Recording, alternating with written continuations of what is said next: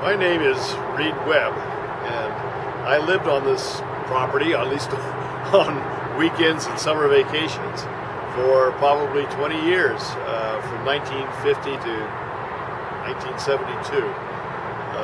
My parents and their business partners bought it originally as a simple real estate investment when the lake had gone dry, and property values suffered naturally in Elsinore. And so they thought, well, we will buy this ranch, which was 270 acres, surrounded by a chain link fence with 3 strands of barbed wire on top. So it was really a private domain.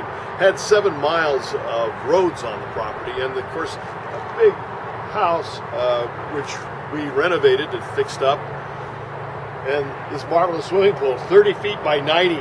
So it was a sensational place to come and visit, and particularly the swimming pool in July, because usually it's 100 degrees. Today, in July, I feel raindrops on me, so it's so unusual.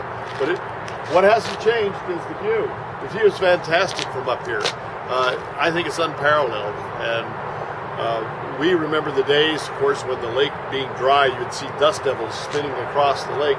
Now, of course,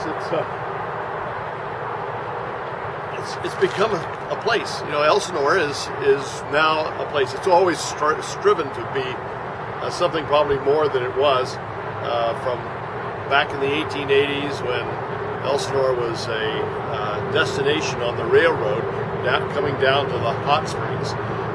Then it was in the 1920s a place for resorts, which essentially this is one of them.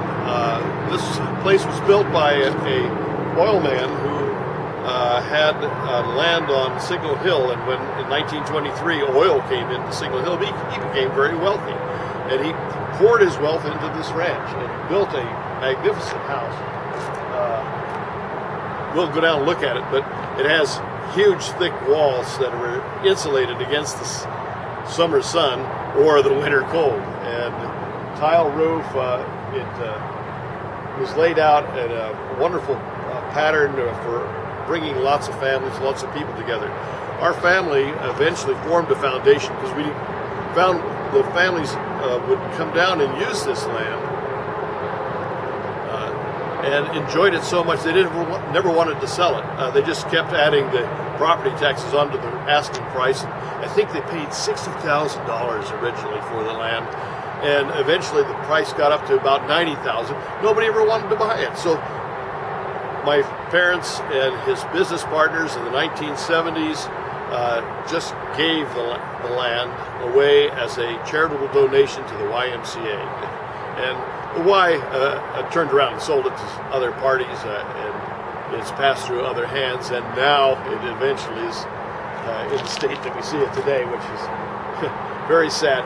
It's interesting that there are a lot of forces that are creative and produce something and make the world better, and then there are a few people who seem to spend their time wanting to destroy and make things ugly, and those few people can make their mark on, but they should be really ashamed of what they've done.